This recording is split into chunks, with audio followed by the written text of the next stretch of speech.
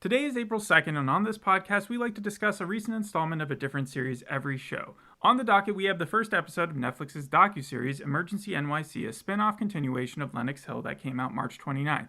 The episode we are examining is 40 minutes, entitled You're Not Alone. It follows the lives of emergency responders. Let's get into it.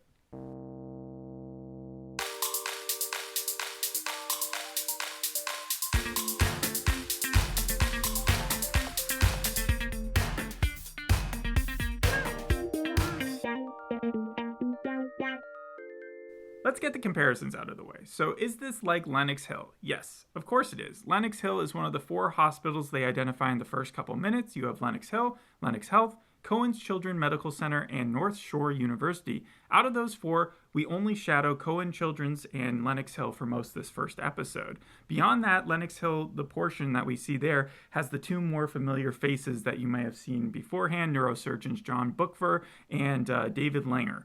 Okay. Yeah, and it's made by the same creators of Lenox Hill, so that makes sense. What I'm basically saying is it is Lenox Hill 2.0. It's just including a lot more. It's expanded, and also it's a bit shorter. So, like, instead of 50-minute episodes, you're getting 40-minute episodes. Yeah, and there's also going to be 8 episodes as opposed to the 9 episodes for Lenox Hill. It makes sense, though, why it's longer or bigger, because it's Emergency NYC, New York City. You do know that the original Lenox Hill also had 8 episodes. They just added 1 because of the pandemic. Yeah, because of the special. Uh-huh. Yeah. But then my next question that I had to answer was, what does this docuseries do primarily? Or that's what I think people are going to ask. Yeah. And instead of just concentrating on doctors and nurses, you also have the day-to-day struggle and intensity of an emergency responder like an EMT driving an ambulance or an EMS helicopter unit. In this case, it was Sky Health.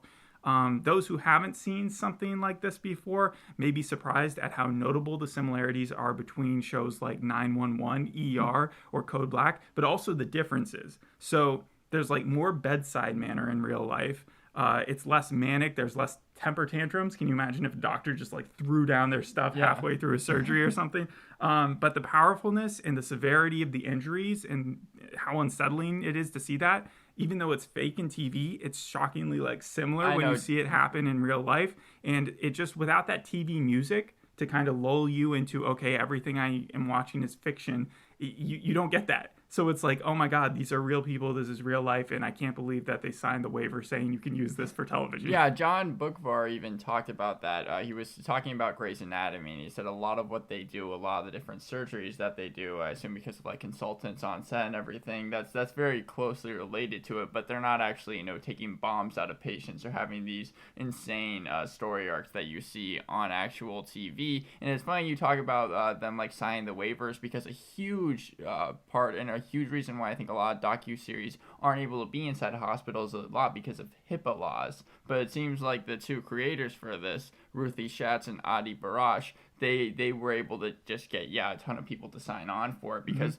they said they thought that the people that were signing on wanted to get their stories out there, so a lot of other people were more aware of what was actually happening for this show. Also, it's really cool to find doctors who are so like camera ready or like camera adept, because John Bookvar specifically, like you go onto his Google page, he has like 5 out of 5 on his reviews. And it's like, I'm sure that's my fear right now, is that for a series that gets famous like this, does it become a risk to the hospital itself? Fans showing up, fans trying to meet these doctors, like that would be a real problem after a while. I agree, but the thing is I also did just some research on Lenox Hill, and it seems like that is still considered to be one of the best hospitals in like New York. I think it's like, well, that one's specifically 4. like for brain surgery, or at least these neurosurgeons are just doing brain stuff, and that's what made the first season so incredible, because it's just fascinating or if you're into that, like fascinating to watch these surgeries go down. But what happened in this episode, they introduced us to Cohen Medical Center. That's the children's one, pediatric surgeons there, as well as a transport nurse, a critical care transport nurse, which I never heard of that job before, Donald Darby. That's a cool name, right? But then this 17-year-old kid is brought in. He has gunshots, and he almost dies 3 times that night. We don't see that part.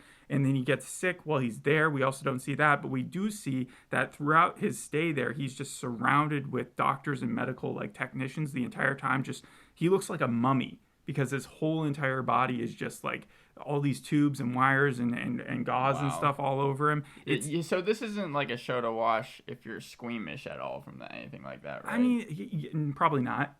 the brain surgery, that goes back to that because they show you the giant projector that they have of the brain. So if you don't like seeing people just cut into people's skulls, then you probably won't like this. I know one thing that got me from Lenox Hill, and we'll go back to Emergency NYC in 1 second, but was just the storyline where they kept on taking big chunks out of this person's brain, and it just always stuck with me that and the guy was able to survive. You're simplifying it a little bit, but yeah. But the guy was able to survive. But the crazy part about it was that he just had these holes in his brain. It was really fascinating to watch. I think that was a tumor thing that he was having, and we got a similar situation here because at Lenox Hill they throw us in the deep end with this 29-year-old woman. She's a trained opera singer who has these massive headaches, and it turns out she has a cavernous malformation in her head, which the MRI shows up as a big old nickel, and it's not a tumor, so they want to go in and pull it out, and then they do so, and when they do, it's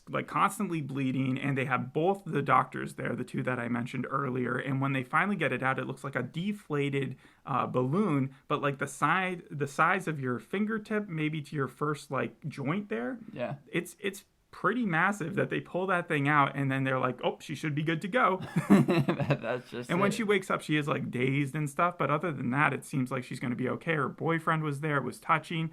The other thing we get in the episode is, as I said, the ambulance team, who we see going through a really tough day, because the thing that we don't always concentrate on when we're talking about medical issues is the personalities behind those medical issues. They're picking up this woman who's 78 years old, and she's having an argument with her son or someone related to her whose name is Leo, and they're just back talking. They need the police present for it, and it gets complicated and messy. I'm glad that the show is kind of going through that, because I have a friend who is an EMT worker, and he's just told me about some of the cases that he's had to go to, a lot of the calls he's had to go to, and just the cool that they keep, that they have to maintain. Yeah. It's crazy, and I'm glad that this show is kind of exploring that as well. Now that doesn't get into how expensive ambulances are and why people try to avoid taking them at all costs, but those people who are doing the job themselves are heroes. Yeah. And you also have the helicopter, which we only really see at the beginning of the episode, that takes and transports this woman across New York, because you know how busy those streets are. But then because the hospital doesn't have a place to land, they also have to take an ambulance ride. And every time they are taken from one vehicle to another to having to travel with someone who's in critical condition, you run the risk of someone dying or getting really. So that was the big deal with, I think his name was Kevin or something, the 17-year-old kid who they were bringing in. It's not only was he almost died 3 times the night before from that gunshot wound, but transporting him to the hospital, the reason why he had so many people around him constantly was just to make sure that he didn't go into cardiac arrest, or that he didn't and so by the end of the episode, we didn't really even get a conclusion for what happens to him. It's left kind of as a cliffhanger for the next episode. But it's hour by hour for him. Just to understand, you're saying this Kevin guy, the 17-year-old who got shot, he was dealing with these wounds without showing up to a hospital for a full day? No, he was at a different hospital. Oh, okay. And so at the other hospital, they almost lost him several times, and they realized they had to take him to a better hospital, or one that had more resources. So that's what they did. And you could see the main doctor, he couldn't even do too much because they weren't going to go in for surgery. When they did the scan, they said there's nothing apparent that we have to just run in and fix, but at the same time we know we could lose him at any second. So he was just trying to comfort the mom, and that's what I meant by bedside manner. We don't necessarily see that besides maybe a short drama scene in a TV show, but in this, he was just constantly hey, I'm here for you, and you could tell that he didn't have the best word choice for it, because there's no script that you can go to make these people feel better, whoever's going through this tragedy. My favorite part, though, was definitely the brain surgery element when it went back to that, because they didn't get to use the robot. Sometimes you're able to use the robot in the brain, and that makes you feel more safe, because it's there's no way. It's when you get LASIK eye surgery and the doctor isn't really doing as much work because the laser can just trace exactly where it needs to go. This, he was in there, and the other doctor was you're a centimeter off, and it's oh my God, that type of thing. That seems like it's terrifying. So interesting though. Yeah. And what did I learn? I learned that COVID has led to a lot of late diagnoses. What I mean by that is that people may have had symptoms, but because they were in lockdown and they felt like they could just ignore them for a while, that led to a lot of crazy stuff that may have grown when it shouldn't have. That should have been taken out a long time ago. Wow, you have 300 medical emergency calls per hour. That's one of the first facts they flash out. So that's a lot. One of my questions was, did they say when exactly filming for this took place? It felt like maybe not. obviously COVID had been around for a while, and it seemed like it was on the tail end of that. Everybody obviously was wearing masks all the time, but they were treating COVID like it had been long enough where people could have their tumors grow. So like a year ago, maybe. What I was surprised to learn is that filming took place in December of 2020, but then they actually shot and wrapped in August of 2022. Oh, so I think it's going to go a while. Even while the Lenox Hill special, I think, because I think the special came out sometime after that, when they were shooting that, I think they were also shooting this show as well. Concurrently? Yeah, which is just kind of crazy if you think about it. Well, it is crazy. It's also interesting because the two main doctors that I was talking about at Lenox Hill, you could tell their hair was grayer. So you can see a little bit of age there. And it's just like, okay, yeah, this job will age you for sure. Another thing I learned was that veins, I knew this already, but veins are thinner than arteries. So when they're in the brain, they can't really cut away around anything without risking a lot of blood. And then, again, the ambulance having to take someone from a helicopter as opposed to a helicopter. In medical shows, it's usually always the helicopter lands, they rush them back down to the ICU or wherever they're taking them, the emergency room. Like ER or something, yeah. Sure, but like, just imagine it's like you take this intense helicopter ride, you land, and then you have to get shuffled into an ambulance, and then from the ambulance you have to get shuffled into the hospital. That's just so much. And then so yeah, there's a lot of miscellaneous stuff. But do you have any other facts you want to go into? Well, I do have actually a game here. Great, They're of the reviews, and I want to see if you can guess which ones are false and which ones are true. There's 4 in total. The first one comes from the Daily Beast, and they said Emergency NYC is a gripping portrayal of the daily challenges and triumphs of real life for first responders in one of the busiest cities in the world. Okay. Do I have to do these one by one? Yeah, one by one. Okay, so say that one again. The Daily Beast. Emergency NYC is a gripping portrayal of the daily challenges and triumphs of real-life first responders in one of the busiest cities in the world. I mean, there's nothing about that that's wrong, so yes, true? It was actually false. Okay. I should say that the false I feel like they should have some giveaway in them. Okay, go ahead. Okay, then the second one. Decider said, stream it. It shows a compelling case in healthcare providers who understand the gravity of their jobs. We wish it took a critical look at the healthcare system, but overall they still gave it a praising review, like a good review. I mean, if that is true, then which it seems like it probably is, I would knock back on the fact that the show's mission is not to give you a full view of everything. It's to show you the lives of these emergency and workers. what they have to so go it's through. like, how could they even full spectrum do like a critique at the same time? That would be so difficult to implement, and I don't blame the show for not doing that. So I'll say it's true, but I don't agree with it. That one is true. Okay. And then the third one is the New York Times. Emergency NYC offers a fascinating and insightful look into the high-pressure world of medicine, much like the creator's first series, Lenox Hill. I mean, that's true too, but like, I'll say false just for the sake of it. You got that one correct. Okay. The last one is Ready, Steady, Cut wrote, Emergency NYC is an honest, honorable deep dive into the lives of medical professionals, showcasing them as the heroes they are. True. Yes. Okay. So you got 3 out of 4 correct. Great. Overall, I do kind of want to touch on Lenox Hill's reviews before we get into Emergency NYC's. So Lenox Hill first season got 8.7 on IMDb and 100% on Rotten Tomatoes. Mm-hmm. Before we go into, I guess, Lenox Hill 2.0 but Emergency NYC, what would you give this series? So I'm going to refuse to rate this. It doesn't lend itself to a rating for me. I promise I won't do this again with another show. But like, what am I supposed to judge here? The patient's drama? Like their real lives?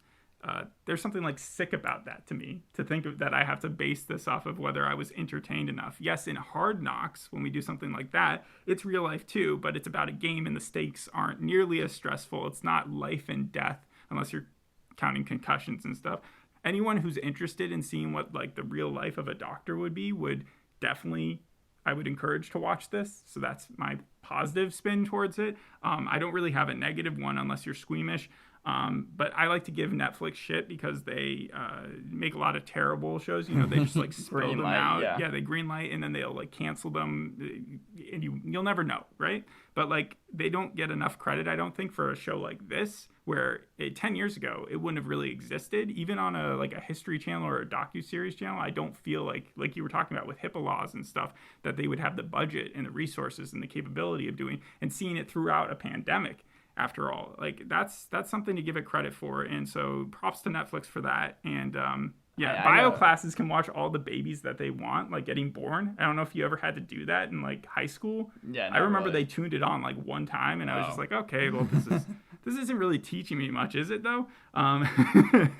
But like with Lenox Hill, it does feel like you're learning while you're learning, or learning while you're watching. The miscellaneous stuff that I had forgotten was that like David Langer, that doctor. Yeah, right, and I will let you get into what the actual reviews in a second. But like David Langer, he likes to do this thing that surgeons I know mostly don't, which is do a sentimental speech about the person they're about to do surgery on. Usually they try to avoid that because they don't want to get too personal. It's like you don't want to do surgery on your own family member. But he goes the opposite track where he's like, we really got to try this time, guys, because this person means so much. So it's an interesting tactic. I'm not sure if I would enjoy doing that if I was a surgeon, like thinking about who the person was the entire time. But I guess it's almost like he's doing the opposite, right? He's taking it more seriously in that instance. I think they're both taking it seriously in different ways. Obviously. It's just whether or not it lets you, if it'll affect you too much by thinking of it.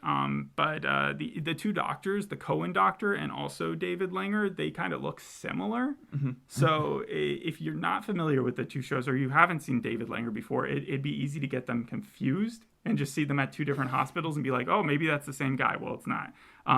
But yeah, where are the actual ratings? So the show has an 8.3 on IMDb, and it doesn't have a tomato meter as of yet, but it has 4 tomatoes. And it seems like every review I've read so far has given it a positive review. You have places like The Review Geek that gave it 8 out of 10. That was for the whole season, and they said the 8 episodes are chock full of drama, crazy moments, and nail-biting tension. IndieWire gave the show an A- as well. I know that kind of going back to what you were talking about with not giving it a rating, I think that this show was purely made really just to, as I said before, kind of get the message out there. I know that Northwell Health, which has its own YouTube channel, released... Northwell Health is it's the insurance company, though. Yeah, but the insurance company, their YouTube channel, they released like 4 days ago a ton of interviews, not only with David Langer, but also Elliot Grodstein, Mackenzie Campy, she's a flight nurse, just a ton of like people or stars from this Emergency NYC show, just so people would watch it. And I think that from what you're saying, are you going to watch the rest of the season? Because I'm only asking that. Yeah, because sure. you watched the first full season of Lenox Hill. Yeah, I probably won't binge it, though. I'll probably take my time with it. The reason why I point out that it was an insurance company is usually insurance companies are the bad guys. So it's just interesting if they're not. The one thing that the show won't, and I don't think it will continue, they didn't in Lenox Hill and they probably won't here, is they won't show you when things like they'll talk about when things go bad, but they won't show you, I don't think, like the death of someone. Yeah. I really think that's where they draw the line, and I think I don't have a problem with that. There's probably some laws against that, I feel like, as well. Like, you're kind of... Yeah, showing death on TV, like actual people dying. Death, yeah. And, but I do want to just touch on the creators really fast. Ruthie Schatz and Adi Barash. They worked on a 2018, both were Israeli shows, actually, called Ambulance and Ichalov. Ichalov ran from like... Ichalov, yeah, sorry. That ran from 2013 to 2017. Ambulance ran from 2018. I think it only ran one season. But those shows were actually about like the hospitals as well, I think, in Israel. So then they kind of transferred to U.S. television and then came out with Lenox Hill and Emergency NYC. For sure. Okay. Yeah. That's cool. Anything else? No, that's about it. All right. Well, thanks for listening. We'll see you on the next episode. Hope you enjoyed this one. Bye. Bye.